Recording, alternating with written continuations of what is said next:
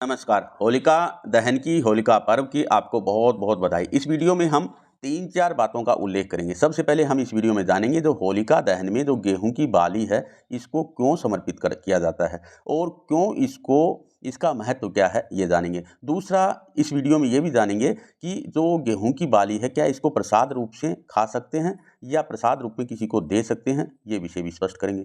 तीसरा, हम ये भी जानेंगे, आपने कहानी कथा तो सुनी है हिरण्यकशिपु और होलिका और प्रहलाद की, इन तीनों का हमारे जीवन में क्या प्रभाव, ये भी जानेंगे। इससे पहले एक श्लोक याद आ गया, वो ज़रा उसको आपको सुनना चाहिए। देखिए, पहले समय में एक वेद में एक श्लोक है कि यज्ञात् भवति पर्जन्य, पर्जन्यात् अन्न संभव, अन्नात् भवति भूतानि, यज्ञ कर्म समुद्भव। यानी यज्ञ से पर्जन्य अर्थात बारिश होती है, बारिश से अन्न पैदा होता है, अन्न से हर जीव पैदा होते हैं और इसलिए यज्ञ कर्म समद्भव है, यानी यज्ञ से ही सारे कार्य होते हैं। लेकिन आज के किसान ने, सरकार ने या वैज्ञानिकों ने टेक्नोलॉजी से इस परिभाषा को बदल दिया। तो ये देखिए, फुहारा जो ये चल रहा है, ये कूपात भवति पर्जन्य, और कुएं का भी और आधुनिक रूप हो गया, बोरिंग ने ले लिया। तो ये पर्जन्य की तरह से, ऐसे तो ये खेती यानी ये गेहूँ, गोधूम जिसको संस्कृत में बोलते हैं, ये पैदा की जाती। गेहूँ हमारा ही अन्न है, विदेशी नहीं है, क्योंकि संस्कृत में इसको गोधूम कहते हैं। आइए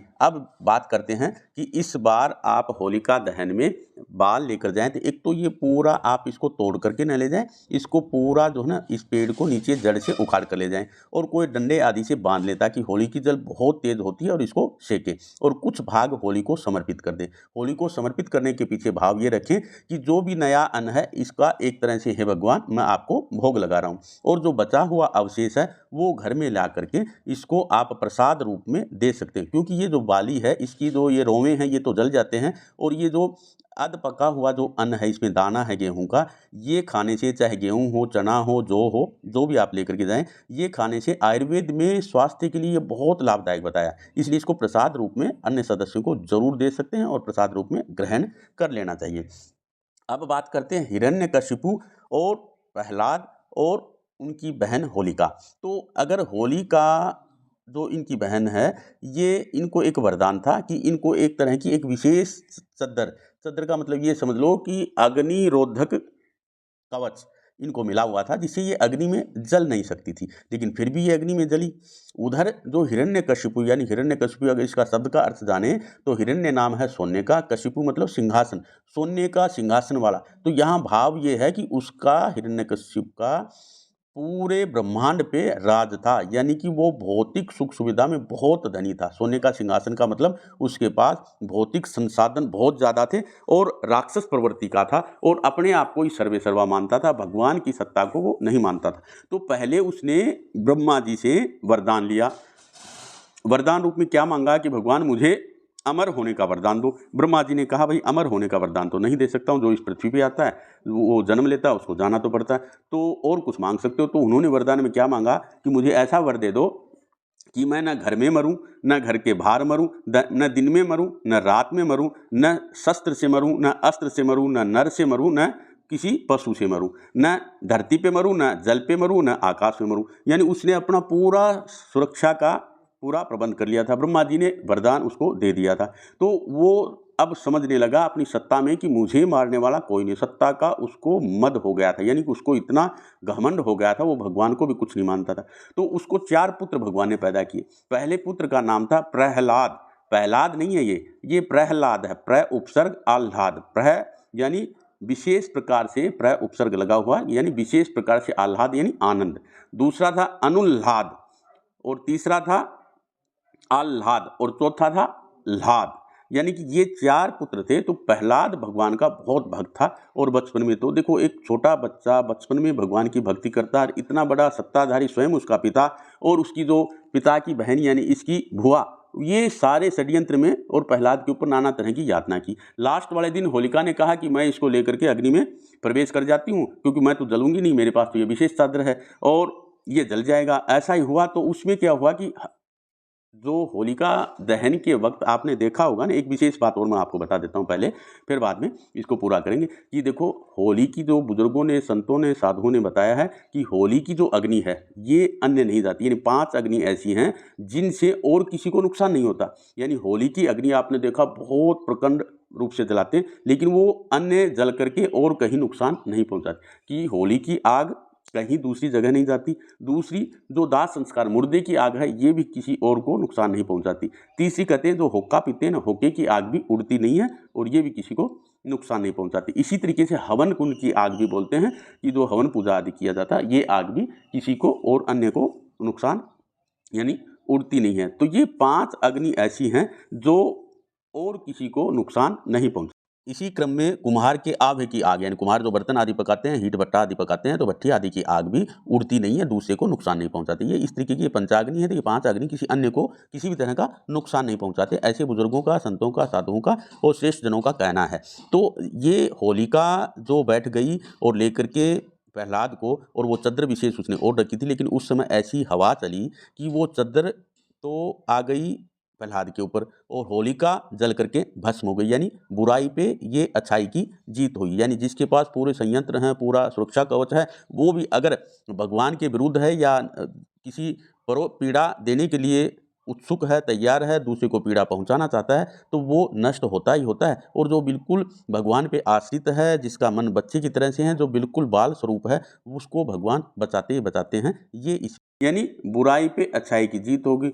उसके बाद हिरण्यकशिप को जो वरदान मिला हुआ था, तो भगवान ने उसी के अनुरूप उनको मारा और उस वरदान को भी कायम रखा। यानी उसको दहलीज पे रखा, तो वो घर में भी नहीं थे, घर के बाहर भी नहीं थे, और उन्होंने अवतार लिया नर और सिंह। नर और सिंह यानी नरसिंह, यानी आधा नर का हिस्सा उनके शरीर का और मुख का भाग उनका शेर का। और उन्होंने न पृथ्वी पे उसको यानी उनको अपनी गोद में अपने जंघाओं पे रखा, तो वो न पृथ्वी पे था, न आकाश में था, न वो जल पे था।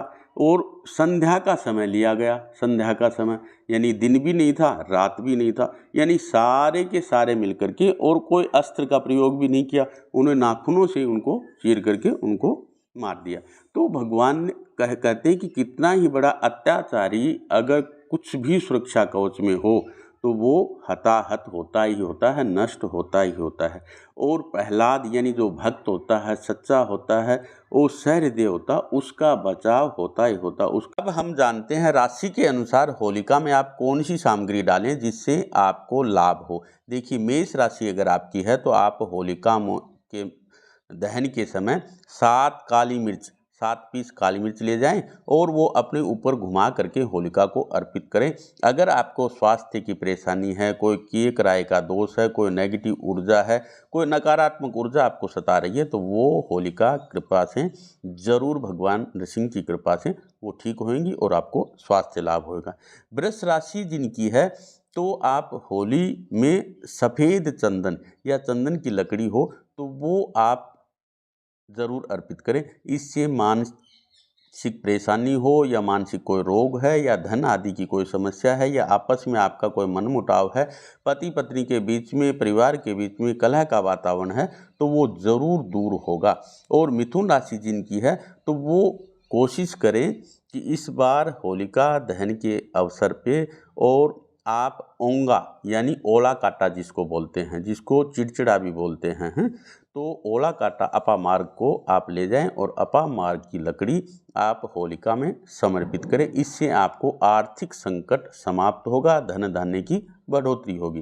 कर्क राशि के लोग जिनके हैं, उनको अगर उनके कार्य बिगड़ रहे हैं, उनके किसी भी तरह का वाणी का दोष है, उनके कामों में अड़चन आ रही है, तो कर्क राशि वाले 50 ग्राम सौंफ अपने ऊपर से वार करके और वो होलिका में आहुति दे सकते हैं। इससे आपके वाणी का दोष दूर होएगा और कम्युनिकेशन स्किल अच्छा रहेगा और आपके बिगड़े काम बनेंगे। और अगर आप नौकरी आदि में, इंटरव्यू आदि में जा रहे हैं, तो वो आपको काम जरूर बनेंगे। सिंह राशि के जातक जिनका सिंह राशि है, वो इस बार होलिका में कोशिश करें सफ़ेद अर्क की अगर जड़ मिल जाए, पत्ता मिल जाए, तना मिल जाए, सफ़ेद आक, वो होलिका को समर्पित करें। और आप प्रार्थना करें कि 29 मार्च को शनि का जो दुष्प्रभाव पड़ने जा रहा है, वो आपकी राशि के ऊपर, आपके ऊपर न पड़े। और इसी तरह कन्या राशि वालों को होलिका दहन में 3 जायफल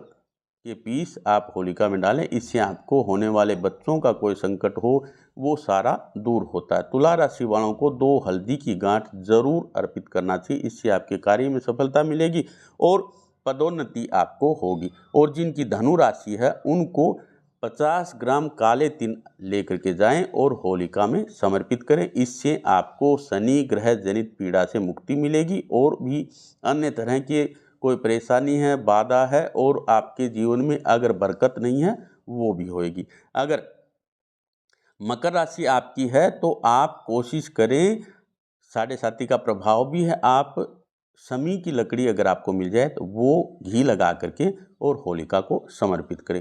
कुंभ राशि के जातकों को कोशिश करना चाहिए तिल में थोड़ी मिश्री मिला लें और वो मिश्री के साथ में तिल का होलिका को समर्पित करें और फिजूल खर्ची आदि न हो, बरकत बनी रहे, धन की परेशानी न हो, ये कामना करें। मीन राशि आपकी है तो आप जीरा और नमक मिला करके और जीरा और नमक के साथ में थोड़ा सा आप उसमें अजवाइन भी मिला लें, अपने ऊपर से घुमा लें। अगर आपको स्वास्थ्य की कोई परेशानी है या आपके घर में किसी तरह की नकारात्मक ऊर्जा है वो दूर होएगी और होलिका को समर्पित कर दें।